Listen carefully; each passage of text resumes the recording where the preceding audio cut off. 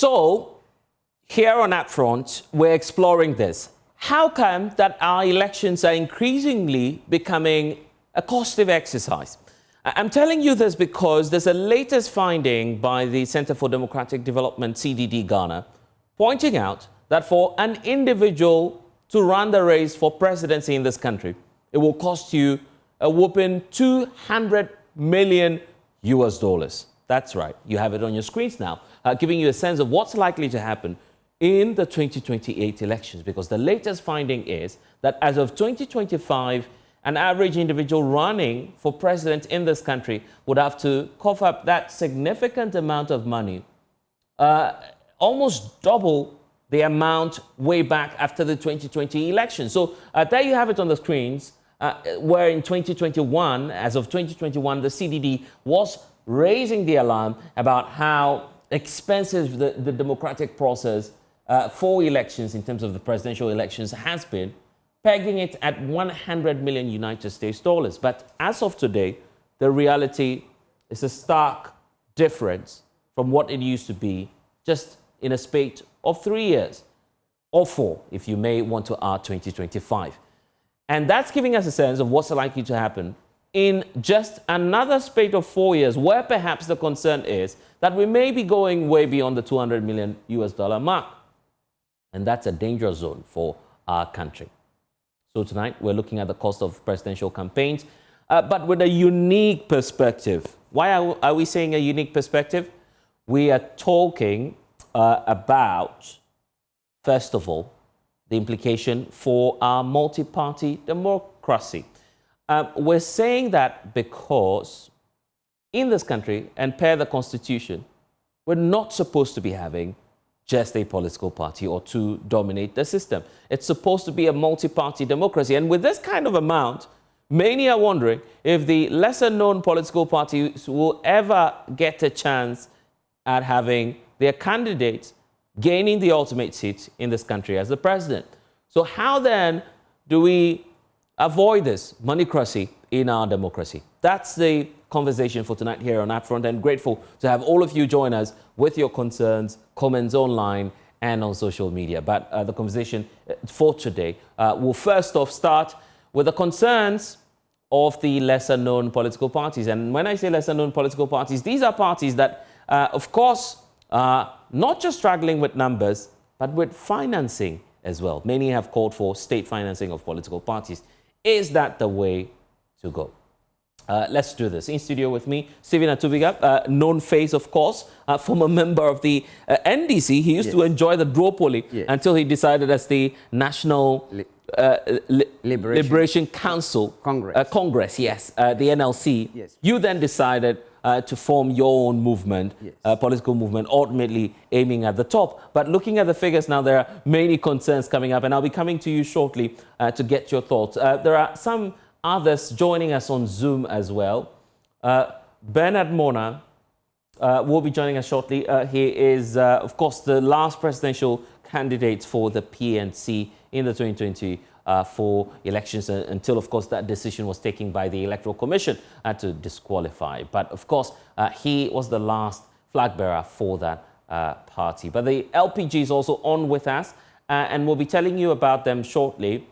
Telling you about their General Secretary, who's also joining us via Zoom for tonight. Probably we should start off the conversation from there, because in the LPG, you had at least the opportunity of contesting the last presidential elections. Would you say that Kofi Akpaloo spent almost 200 million US dollars contesting that race? What take do you have on that? Thank you very much for this opportunity. I want to know again, you said he spent about 200,000. Well, I'm just guessing. Your guess is as good as mine. And in fact, you know much more than I do. And I'm asking the question because of what CDD is telling us now, that if you want to run for president, the political cost is at 200 million US dollar mark. You need to meet that. And probably if you don't, you'd lag behind, just as your candidate did in the last elections. Yes, I don't know the rate for that quote, but if we should use the current rate, I think it is more expensive than what really happened in 2024, because 2024 the rate was very high, and now we have the dollar around 13, is it 13 or 14 That's right. Yeah. cedis compared to 2024, as we had the dollar rate around 16. You see, it's very expensive having billboards all over, having a t-shirt print in your party aspirant's name, having rallies. All that takes a lot of money. Yeah, and I'm just wondering where you get the cash from. Where do you get the money from, by the way? It's through donations. Are you sure? Are you sure? Are you sure that as LPG, and excuse my disrespect for the brand at this moment, that you have enough individuals who'd be able to give you millions and millions of cedis just to run a race in a duopoly, actually, where many know that it's been the NDC and the NPP all this while? Yes. It might look funny, or I think a lot of people don't even know why other people support minority parties. This issue yesterday was IPAC. EC made it clear to the Electoral Commission to stop calling the smaller parties. They should start calling us minority parties. So I would love you to also start doing same. As minority parties, a lot of people just don't even believe where we get our support from, but they are all through donations. People from the party, people, friends within and outside the party, and all manner of donations. Sometimes they come in t-shirts, sometimes they come in cash, sometimes they come in various ways, to be specific. So we were able to run our campaign based on donations. Okay, let me ask you this question. Are you aware of how much the LPG raised, for instance, in the last elections? Yes, I can say it's around, because LPG did the most campaign compared to other parties. Apart from MPP and NDC, you can see the face of our leader in every corner in the country. We did so much campaign, and if I'm not exaggerating, it might be a little over. I'll be doing the quote in cities. It might be a little over 7, or within 7 million in cities. You spent 7 million Ghana cedis on the last elections. That's a significant amount. But if you're looking at the threshold of how much you require, that's way below the expectation, because as of 2021, the political cost was $100 million. You're just raising less than a percentage point of that. That's woefully inadequate, isn't it? Don't you feel that's why many of you as minority parties are not able to do well? That's one point. Because of vote buying and all that, we were not able to raise money enough to be buying votes from Ghanaians. Sometimes. Oh, so you do agree now that vote buying has become the norm in our system? It has become norm, but we do not appreciate it because it's killing our democracy. Vote buying is not the way to go.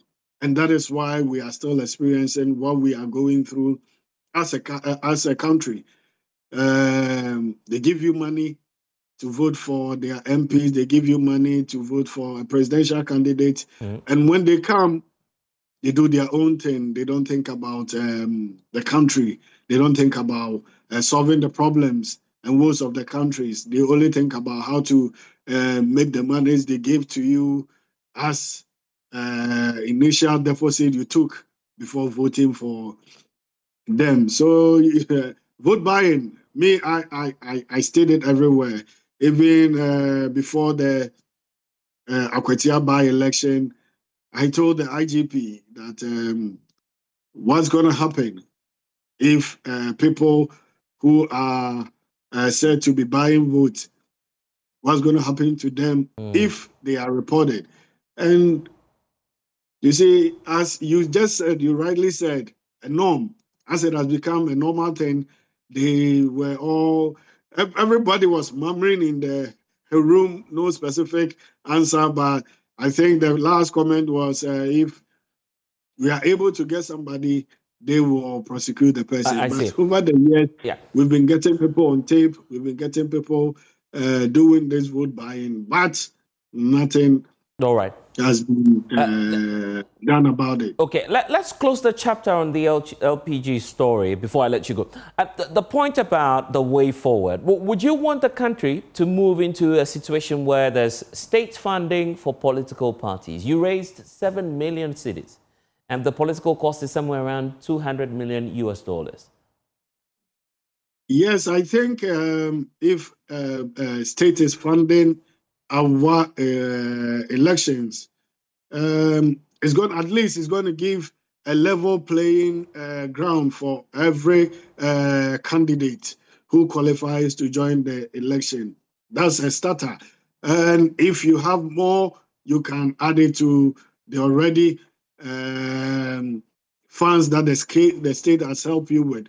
So apart from that, I think we are heading nowhere. You go look for your money, if it's legitimate money, whichever way you get the money, if you're able to bring it on board and then distribute it ways and manner you think you can and win the election, you do it. And I think that is not helping the country. Are you confident? Are you confident that your party will have a presidential candidate by the next elections in 2028, knowing that now you'd have to raise 200 million US dollars? It's as though you don't even have to come into the race anymore, is it?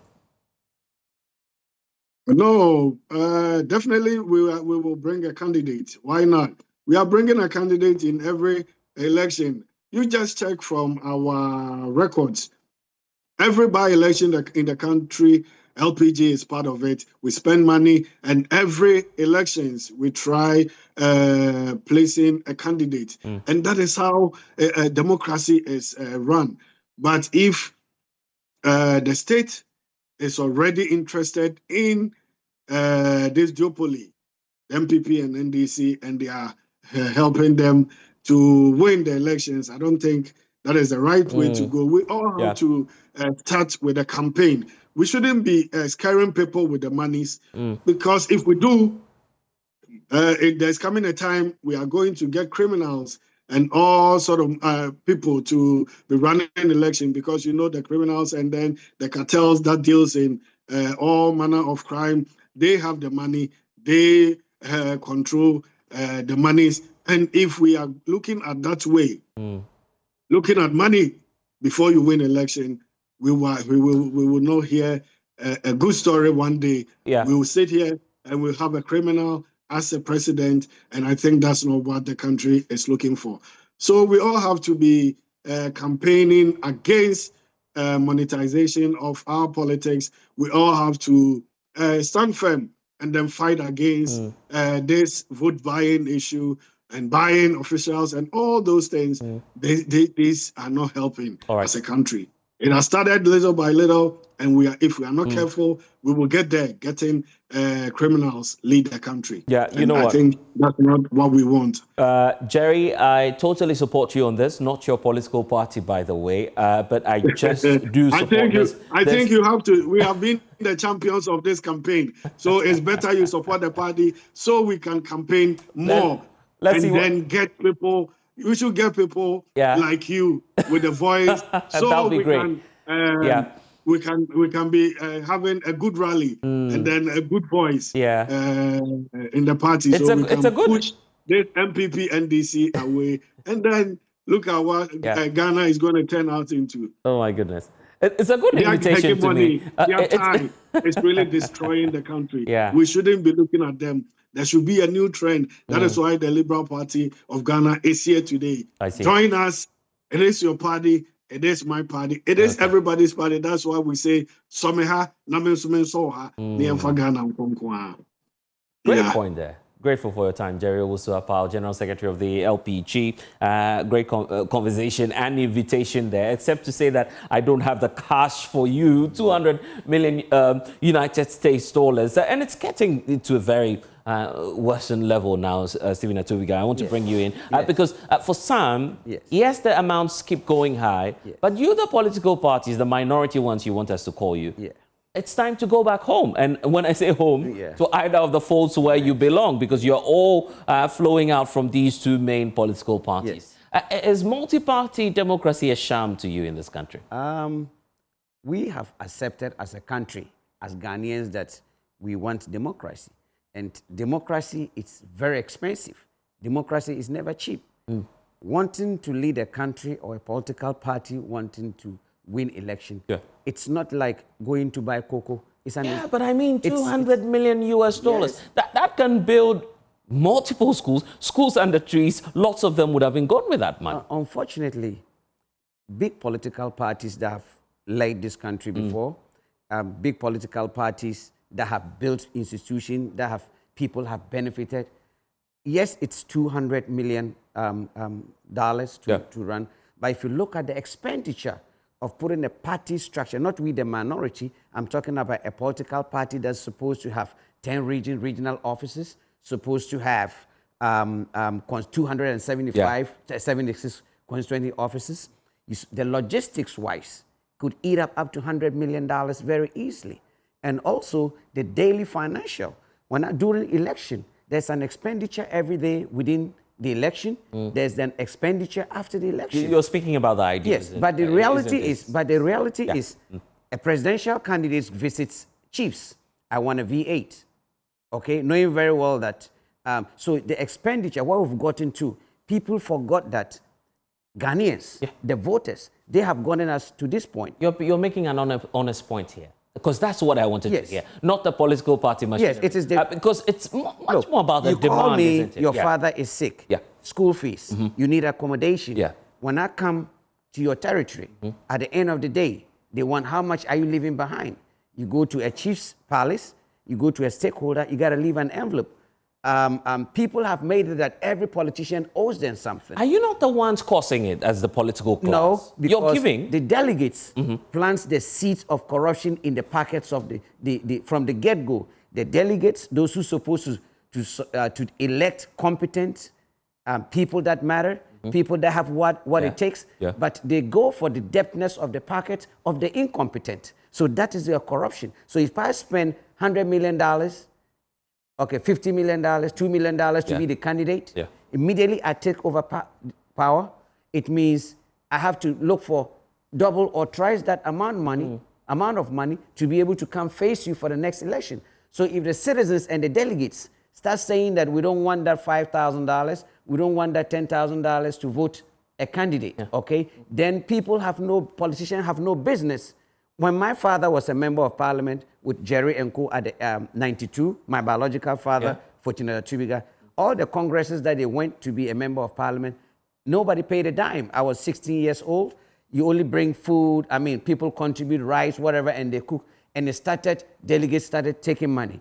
And incompetent leadership started being taken to as member of parliament. Then the depthness of your pocket started giving us corrupt leaders, corrupt presidential candidates, corrupt presidents, and we are all guilty, including myself. When I go around, I don't go empty pockets. For instance, when I chose to join my mother party to campaign in Akwatia, ask my special aid, we spent almost 600,000 Ghana cedis. Doing what exactly? And good, as you're going around the houses, telling the people, anybody who meets you, irrespective of their political colors, because you cannot tell whether he's NDC, MPP. It's like you owe them something. Today, if you go anywhere and say hi to some, Honorable Nawujaya, sir, you know what I'm saying? So we Ghanaians have accepted. Imagine 600,000. Let me give it. Yes, that is almost. That's how much we spent. That's a lot of money. Today, Yeah. if I tell you how much money I spent between 5,000 to 10,000 Ghana a day, I wish you could join and tell us.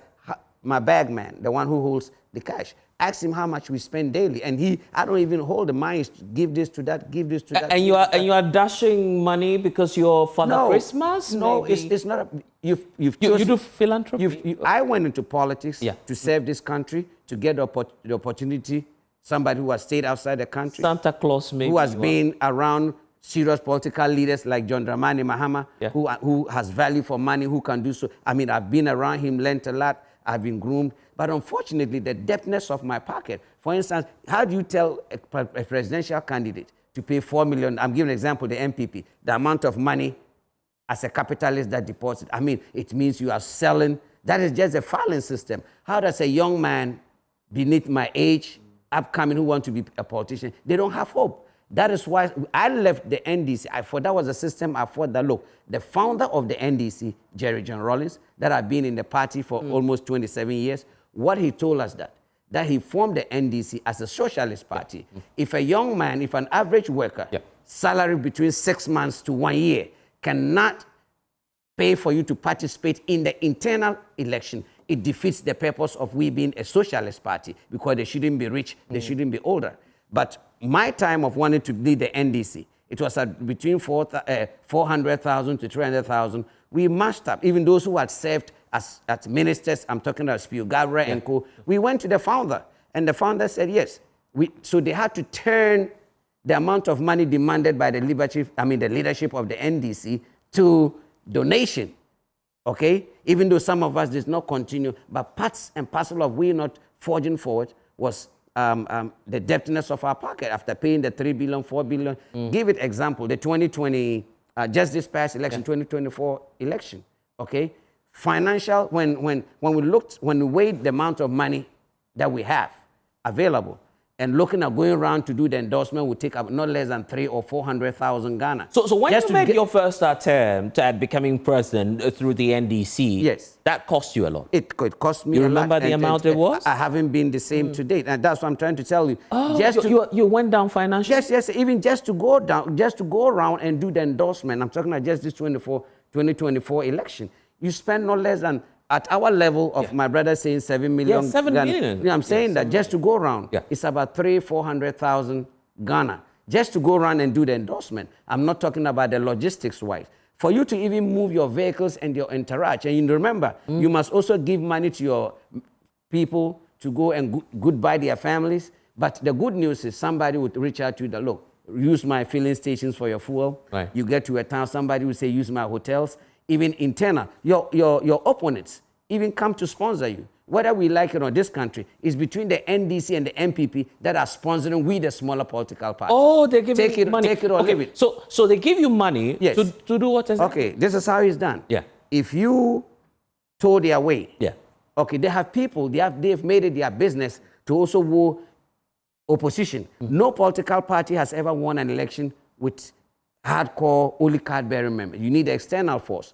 They may not carry the weight, but their voice counts, because the floating voters, the swing voters, the average Ghanaians, and even the international communities, they listen to we, the smaller political parties. That is how they are able to release funding to the bigger political, especially the incumbents. Are they taking the donor funding and all of it? Are they making sure it's attached the average?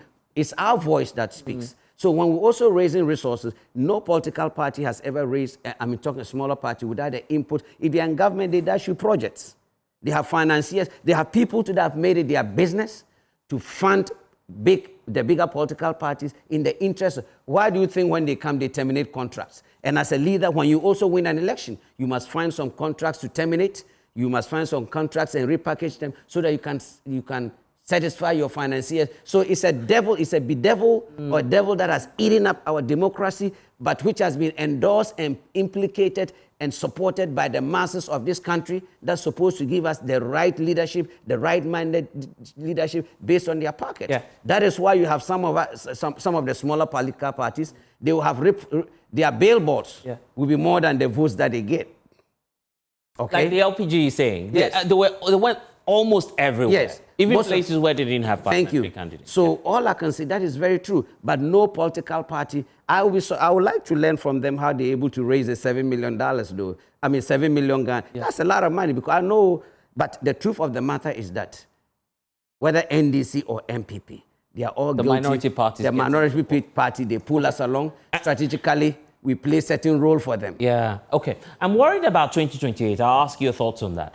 But let's bring up the figures again on our screen, so maybe our viewers can come to terms with the amount we're talking about. How much it cost in 2021 and how much it will cost us, or it is costing us as of the last elections, $200 million. Take a look at the figures on your screens right now, and then let's reimagine that. I believe the technical team is just getting that through to us now for us to look at the figures once more. Staggering figures in terms of the amount, $100 million.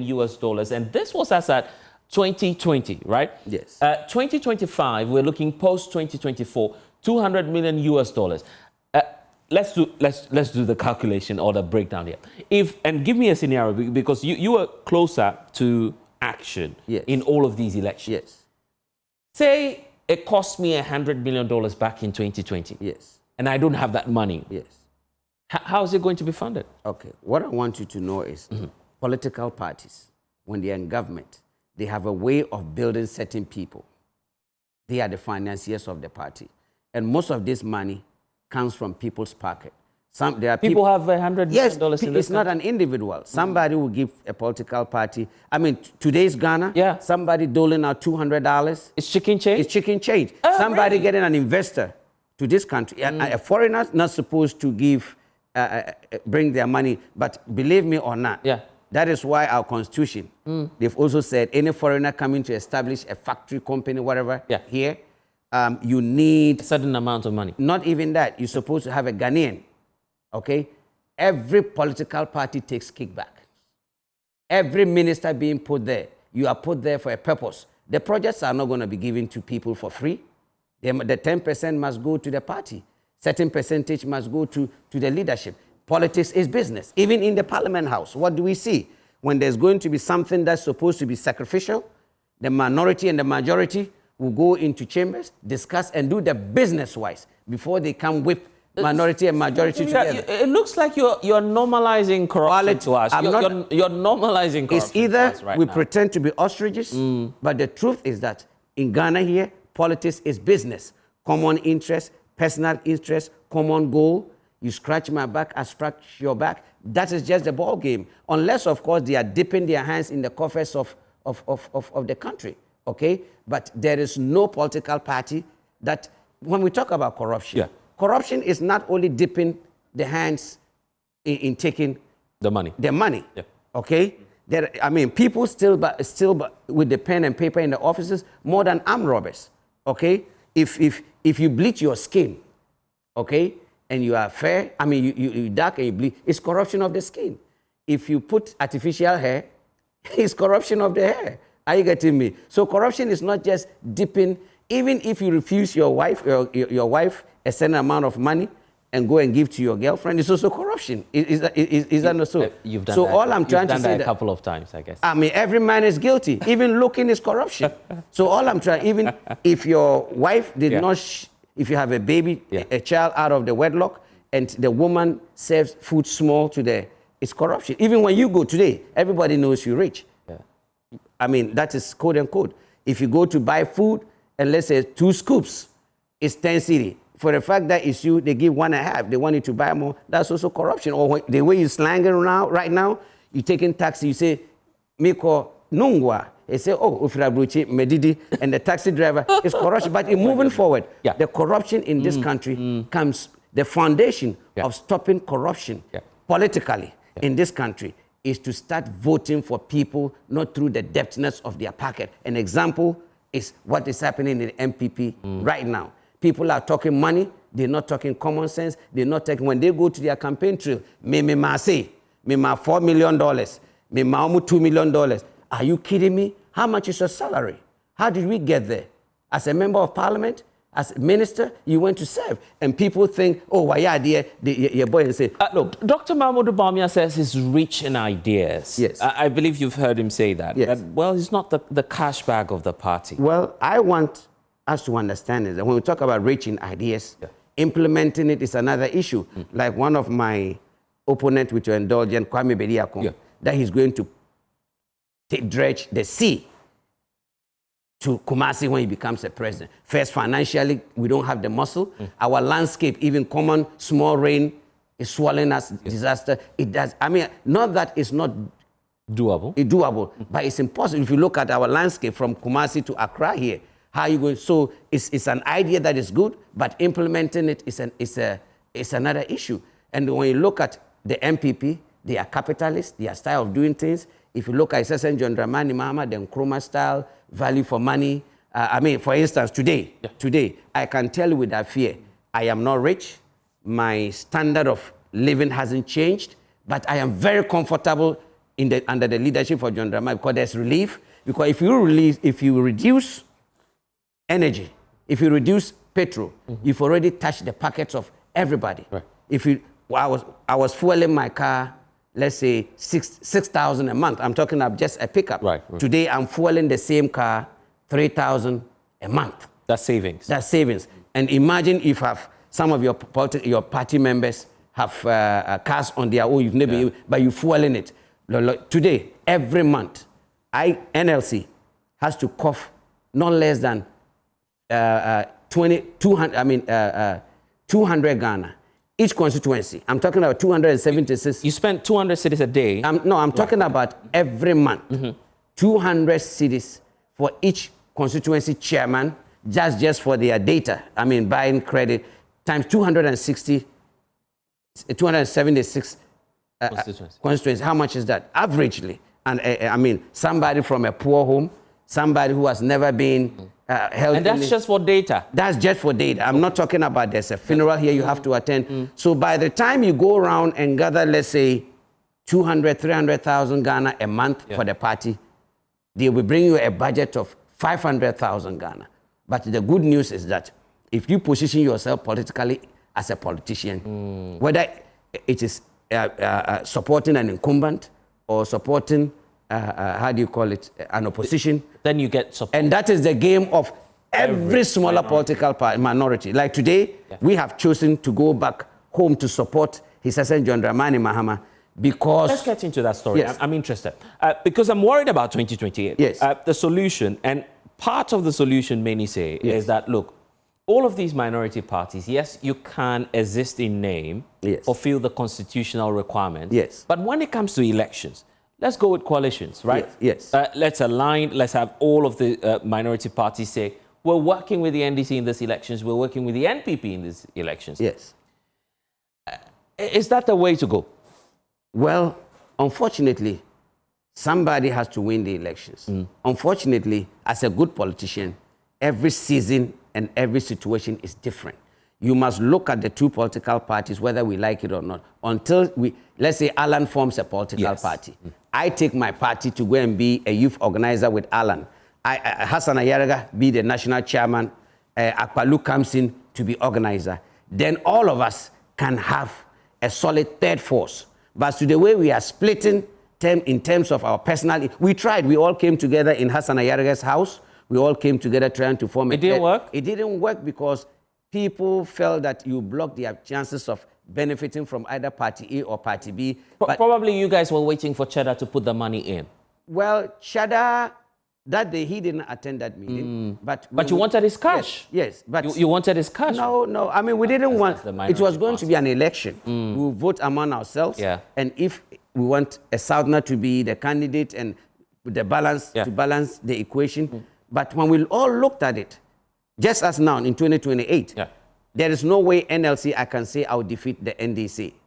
Okay? So strategically, You can win with somebody, not necessarily being on the ballot box. You can bargain that, look, you don't want me to be, if you not give me, like we, NLC, we want to bargain in future for the running mate because we know there's no way we can get the main with the NDC. Even if you're not giving us with the NLC, the running mate, we can say we'll support somebody internally to carry us along. Like I told you, politics, you can support behind for a victory or you can lead at front for victory. Okay. So let's talk about the 2028 then, since you're bringing it up. Yes. Are you going in full force in support of the NDC? Is that what you plan? We will go in full force. We will be on the ballot. But believe me or not, we will work with, our dream is to work with the alliance, in alliance with our mother party, NDC. You know, our value, our everything is NDC. Just that it's about the party. It's not about the individual. There will be an election that a new chairman, new leadership, all will be chosen. Just as we endorse General Mosquito to be the national chairman, we endorse Yamin as the organizer, the only person... Yeah, but that wasn't your party. It's not your party. We endorse, so why were you supporting and politics national about executive? numbers. When it comes to politics, 1 + 1 is not 2.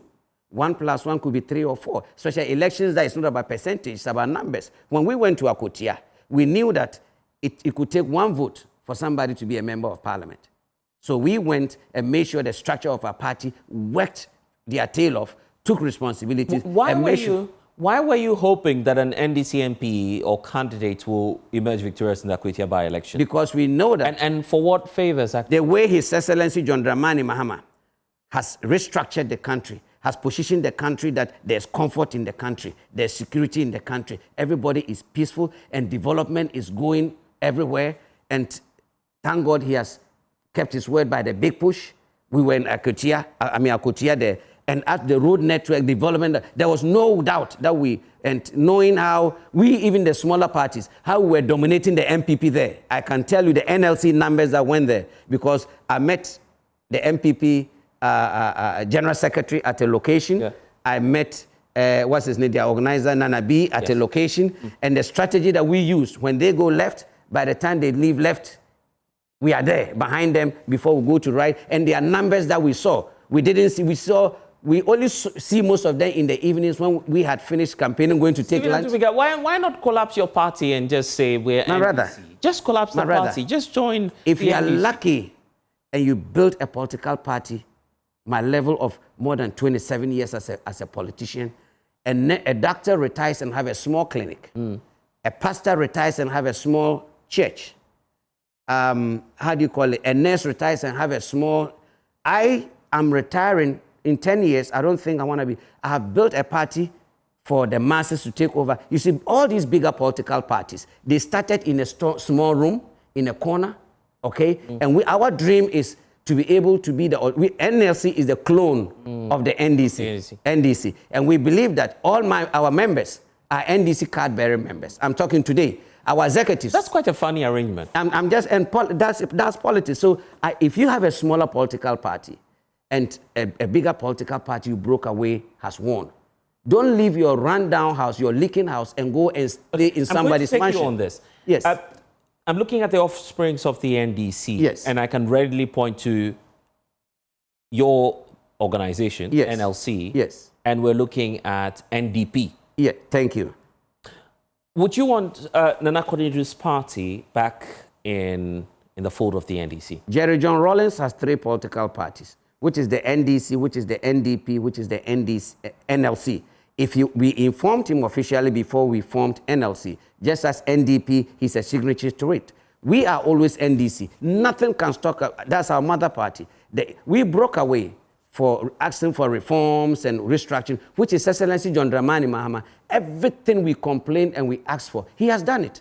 And that is the best gift he has given us. And if a man with integrity has listened to your criticism while we broke away and gave you all the reforms that you asked, today you have nobody can be an appointee in the NDC. You don't need a godfather. You have the young men, you have the youth. And I'm sitting here very guilty that if JDM's government failed, I am part of it because I was a person that led and criticized him for not pulling Nordness along. Today, he has fulfilled our request that it is even too much that we think is too much, that if he fails, we have failed him. And thank God, JDM has positioned this country, even if he doesn't do anything again for the next 4 years, I think listening to Ghanaians and the relief, the freedom, okay, the tone that he has set the country is even enough.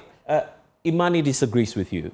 That's a reputable tank in this country. Imani, they say that in just the space of 8 months of the NDC, Ghanaians are beginning to lose hope. You see, that's their verdict on the performance of Imani is a bunch of young, educated men with a good vision who eats with cutleries, okay, and sit down and look at the comfort. If water bill is being increased in Accra here, it doesn't affect the man in Bunkurugu Yoyo, Jasika and Kokofu Abebrese Krum, because they don't pay water bills. All they want is boreholes being sunk for them to drink an average water. They are there. They don't care about the tile roads. What they want in an average bulldozer to just reshape a road for them. So when you are sitting here in Accra here, until you go to the place, I have toured the whole country, all the 276 constituencies. Yeah. At least, if I'm not lying, about 3 times, right? Okay, in today, NLC is going around still talking to people that which of between Julius Debra, Asiodun Ketia, okay, which of them should we support? Oh, so you're already rebuilding for 2028. Yes, because so you don't believe the fact that when we finish this show, the NDC will leave office after John Mahama ends in the next 4 years. That is the dangerousness of where we must choose somebody that they say, show me your friend and I'll show you his character. So if JDM is not able to continue, if you look at Singapore and other countries, there are a lot of development, a lot of leaders, they didn't do it in 8 years. They did it in 10 years. Now, all the infrastructure Kwame Nkrumah did, he didn't do it. So we think that we are going around. Yeah, conversation. You're just bringing up and reminding me of possibly where you're leading us. Yes. That you possibly want John Mahama to run for a 3rd term. That we wish to have that. If we wish to, because he has... That's unconstitutional. Thank you. And that is why, in wisdom-wise, when they asked John Dramani Mahama, he did the political talk that will you contest again, because the Constitution doesn't give him the door, the opening, the right to say, I will go for another term. So every politician will say, I'm not going. But when the reform and the referendum, the constitutional review and whatever, if they are able to do it and there's a reform and that he benefits for it, we will be the first people that will lead him pick his form. NLC will pick his form because the man is a political god now. Look, if he has proven himself that if you go out of government, he has learned, he has listened, he has accepted. That is why when some of us criticized him, my relationship with the president, everybody know in this country, is more than just political. I'm talking about the man that he gave me his first son, stayed with me, a man that before he became, immediately he left parliament, he comes to me, he stays with him, he and the wife. So people don't know our relationship. So my criticism against him has made him better. Criticizing him, things that people were afraid to say. If you love somebody, look them in the face and tell him the truth. Today, John Dramani Mahama is different. He's so perfect that I have tried to look at 2028. It will be difficult for we opposition parties to, unless we fabricate and create stories and lies against that man. He's been so strict, very careful with the purse of our country, value for money. If you look at the development, this not even look at this day. He doesn't even have time to dress. You know what I'm saying, right? All he cares about, value for money. And he has positioned the country that nobody, unless you are a devil, unless you are a country wrecker, that you will not use your political party supporting this man, delivering us. And at the end of the day, yes, I recall being in that hall where he told Bernard Ablett that, look into my face, I'm not a supreme leader. But you're calling him a political god. A political god. Today. He says it's not. Well, you see, if you're a good leader like John Dramani Mahama, I can forcibly use as an example that any your northerner, including Bawumia himself, irrespective of your political colors, you can boast and say, look, my brother, we had to fight. We had to do a lot of talking, fighting before we're given the opportunity to be president. We were always good for running mates. Even the MPP will come and pick Bawumia or what's his name, my father Aliu. You have CPP small background. You have PNC small background, and pick you not being an MPP member. And they'll bring you and come and give you the MPP card just to cover a vacuum. Let me tell you, if a northerner is a running mate, a chief of staff is more powerful and stronger than you in politics, in terms of, because you are being put there not based on merit, based on to cover a vacuum. So it wasn't Bawumia's fault that he lost the election. Thank you. So is that what you're saying? Yeah, he was rejected by the funders and the owners of the party, And that is why the accounts are ganking up. Again, forget about they are different. They are ganking. Okay, that's not a healthy area I'd want us to be. Yes, but let's do this. If that's the case, we have another election coming up in 2028. Yes. John Mahama will be constitutionally terminating his tenure. Yes. Then now, we should naturally go to Dr. Mahmoud Bawumia, you say. If we're going with your analogy. Okay, I want you to understand. It depends. If MPP feels that he's their candidate, they give him the nod to lead the party, okay? And Ghanaians think that they'll give him another chance or give him a shot. I don't have that authority. But the authority I have is, I don't think a Nodna should lead the NDC again. I don't think a Nodna should be a president of the leader. I think it should be an Ewe. Okay, I think it should be a challenges. I think it challenges when you come up with ethnocentric concerns. I want us to focus on this without looking at the regions they come from, without looking at their ethnicity, because we're living in a country that does not prescribe that as part of unfortunately to become a president. Yes, unfortunately, yes, there's no schooling for presidency. Yes, there's no any organization that will make you a president by the vote. But I'm talking about in politics, they have to be tribal balance. They have to be religious balance. They have to be regional balance. The Constitution talks about regional balance. Yes. And NDC is the only political party a running mate or a presidential candidate is chosen based on merits, not because to cover a vacuum. That's your view. The NPP will disagree with you on that. So let's focus on the NDC, as you're saying. Yes. You now have some names coming up. We've heard Julius Debra, there's the Asiru Nketia thing coming up. Yes. These are names you've heard. Yes. Have you confirmed? I can tell without fear that, every politician, every presidential candidate, you have people that make you. You have people that picks your form. There are people that mobilize your grounds. There are people that brings the financiers around you. That is why some politicians, if you're a president and you are not careful, just like Gabi Ochedakun and the finance minister, you saw the sacrifices they made, even using their structures so they were able to control the former president that tied his hand, has a certain decision that he had to take.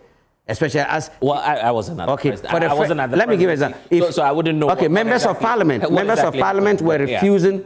Their own MPP members of parliament even protested for the resignation of a finance minister. This tells you, based on certain action and inactions were taken, that was making the party unpopular. But all I can say is that it is people, whether you like it or as I'm certain, it is people that are making me. Some of our financiers, my financier for the NLC, are NDC executive holders from opposition to date. Yeah. Okay? I will show you the party documents that you even see that some of our, the godfathers are even holding strategic positions in this country as we speak, when we form NLC. Okay. So now, Asiru Nketia, Julius Debra. Yes, they all bring some speciality. If it is my way, Asiru Nketia has been able to own the NDC. When he was a general secretary, he laid a very good foundation of going around the country and making sure that the party, nobody can say it is for Jerry, nobody can say it's for everybody. Got new founding fathers, restructured, and he has built the party around him to the extent that he owns the party like a bona fide property. That's Asiru Nketia. Today, Asiru Nketia being a national chairman, Asiru Nketia can make any president, anybody, can go around and maker, you say? Yes, can make the. I mean the strategy to campaign. The strategy to lead. He has that. He has owned that. Then Julius Debra, also a grassroots person who has been able to support. Don't forget, a president cannot deliver without a good chief of staff. It's the chief of staff that carries the weaknesses and whip the appointees in line. That is the chief of staff. It is the chief of staff that makes sure that the vice president's office function, including the president, in terms of their daily expenditure, their daily resources. So if John Dramani Mahama did well, he did well with his chief of staff. And today, Standogwe has been able to groom and position himself. If you are going to go regional balance, he can even be a running mate. Oh, you would want Standogwe to be I'm saying, yeah, he's a pick for you? When I see, if you take your list, when I see how he came to the limelight, how he was treated in the party, and he stood his ground. If you see John Dramani Mahama being, Standogwe has played a very strategic role, very good role in grooming. When I mean grooming, not that he's packaging. Because as I'm walking, I have a special aid. I have those that package me. I have those that don't go here. Even when I'm speaking, don't say this. Don't do that. You have those people who have come to help you and those who have come to chop your money. okay? And Standogbe has proved, and he has also improved himself in terms of how he speaks, his body language, the standard you know today. Look, you can groom yourself to be anything.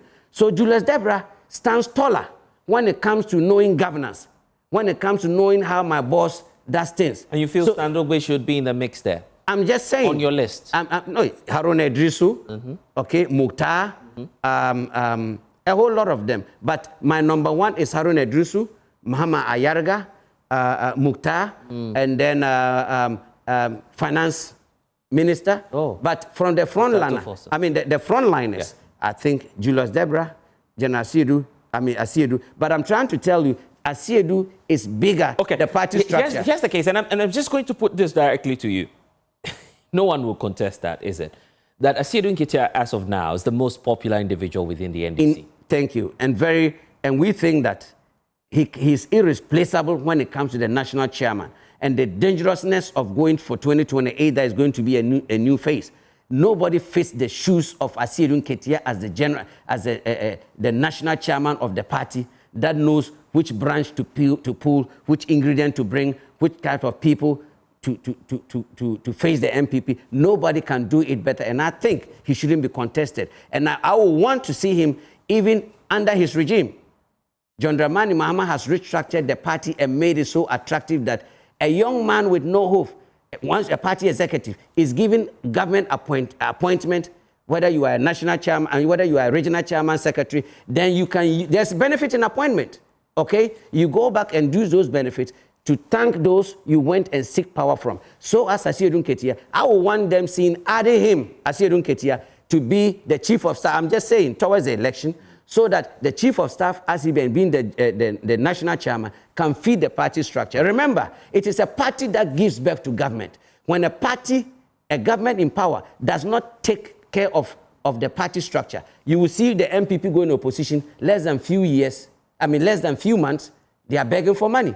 And if they are begging for money, what we should be doing? We will be on the street with bowls begging for arms. So you need a general secretary, a national chairman like General Mosquito to take the party and make anybody a president and handle the chief of staff. Are you getting me? I get your point. And it's just surprising that in all of this you haven't mentioned your name as a top pick. The reason why I'm saying that vice presidential, the reality is we will be bargaining. The NLC will be bargaining after we. Would you accept it if you're giving the offer? If I'm given the opportunity, I think I am bigger than a running mate, but you got to start somewhere. If we are going for alliance, NDC is bigger.